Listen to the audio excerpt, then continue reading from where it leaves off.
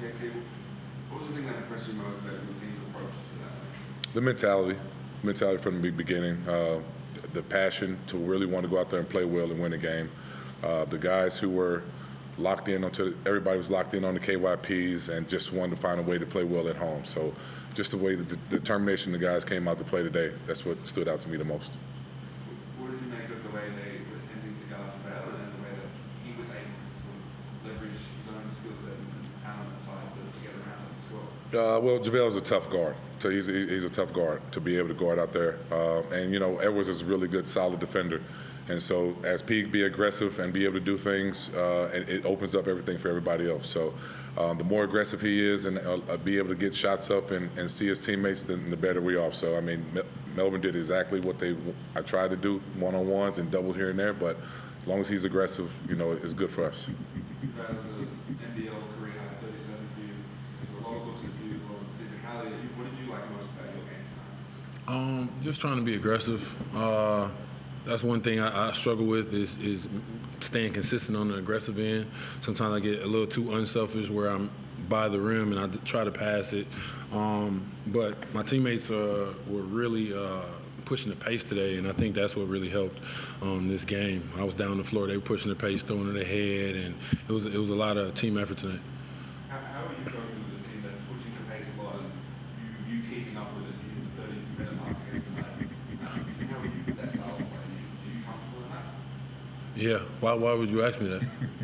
You're a guy who excels in the half court, so the team does like to push the ball a lot. So I imagine. Do I not excel in the full court? I imagine that as you sort of get a bit older, maybe. No, that's your imagination. That's not my imagination. You got to stop imagining what I do. I don't. Nah, I'm fine in the full court, half court. You know what I'm saying? My age means nothing to me. JT, you must have been really happy with QJ today. I mean, he seems to be getting up to his speed with Hawks basketball. Yeah, QJ did a really good job. I'm just being aggressive. You know, we got him because he's really offensively efficient. And right now, just only been in the country for a week. You know, just thrown right into the fire with the first two games he had.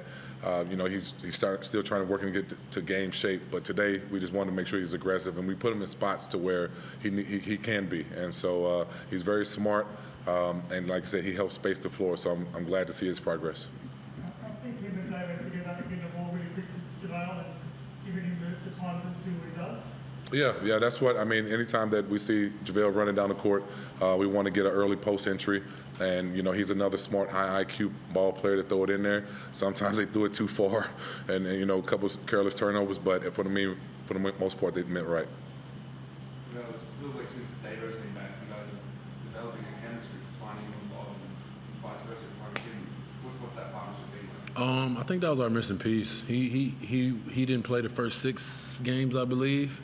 And every game he's played, we've had a different energy, a different pace, a different respect for that position. So I just feel like they can't guard me and him especially on our screen rolls. If you guys are worried about me on the roll, then he'll have a nice little wide open layup, and he's able to pass and throw the lob. So it's kind of dangerous. It's kind of a dangerous duo. And with our shooters around it, it's even more dangerous. Are you feeling like you're becoming a more dangerous player now that you have David back now? Absolutely. QJ with those sort of wing pick and rolls and David.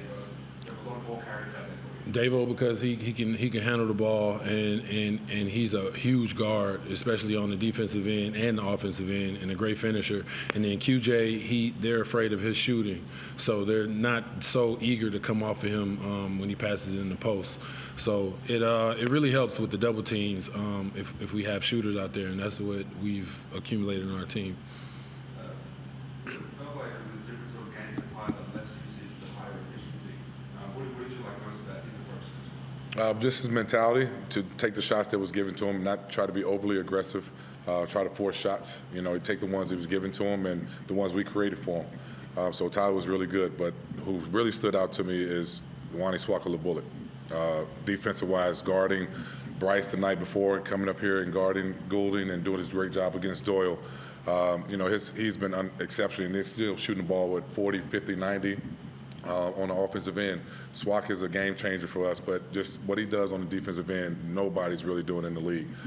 Day in and day out, he's going to guard the best player and make it tough for him. Even though the best players have solid games, they don't have the games that they normally have. So I tip my hat off to Swak for Defensive Player of the Year in this league. Coming to the game, JT, crucial game, 2 and 6. Yeah. After the last game at home, you guys have a point to prove, didn't you? Yeah, we had a point to prove to ourselves. Like I told the guys earlier, New Zealand woke us up, beating us twice by 25-plus points. Adelaide let us know that we can play with anybody in this league. And then Melbourne just put the stamp on it when we came here, when they came here, we found a way to win the game. So, we're seeing how talented our team can be, just putting the pieces together. We had a rough, rocky start, and hopefully this is a new start for us. You put out the refs after the Adelaide game in terms of Val's freedom of movement and getting to the line once. Were you happy with how this was appreciated? Well, I mean, yeah, I'm just happy that they see some of the things that he has to go through with the physicality. It's just not, always basketball plays. So, I mean, he's going to fight through. We understand that you're not going to call every call. You don't supposed to. These guys are professional. They need to fight through it. But I think they seen what they seen. He got what he deserved as far as foul calls. But even if he didn't, he played through a lot of the stuff. So just happy that, he was able to flourish today. First of all, JaVale, massive happy birthday to your daughter for yesterday. I know it's definitely hard being away from family, like what it always is. It's never easy, but you made it look easy tonight. Not only was that the best debut and the best performance by a whole team over a decade, but your best career performance to date as well. What do you attribute that down to? Just rest. Coach is doing a great job of knowing that we have 4 games in 8 days or 9 days, whatever it is, and he's definitely focused on making sure I keep my legs and I'm well rested for these games, and he's making sure that the timing of my minutes are spaced out properly. So I like the way he's subbing and everything. So it's really helping me in my performance. And flying to Cairns on Friday, you obviously got the 2-headed monster of Marcus Lee and Jack McGee there. Rotation staying the same, different. What's looking for you guys in your end? That's for me? No. What we don't, if it ain't broke, don't fix it. So, I mean, we'll definitely go with the KYPs, whoever we have to guard in there. But right now, our rotations, our starters and stuff like that, we want to build. We've been matching starters all season, so we want to find some consistency in our roster. So I'm glad these guys, started that run. And we've talked a lot about your defense, but let's talk about Chris Goodwin for a little bit. That is the lowest score that the whole team kept Chris Goodwin to in quite some time now. How did you feel that people matched up with him tonight? I mean, they matched up fine. At the end of the day, they just played Monday night. They flew here. We got here last night around about 6 or 7, and they had to play again today. So we were on the back end of that a couple weeks ago. Sometimes your legs get up under you. I'm sure Chris and the rest of those guys are going to find a way to, play better next game or next time we play them. But, we had to just take advantage of what we could today. Jonah Bolden, what's his injury? Is it serious?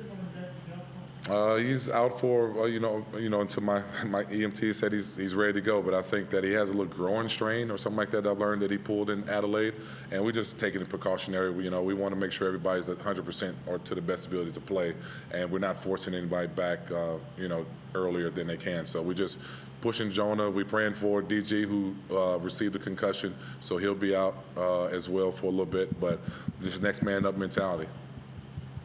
What was your read at the end of the game look like?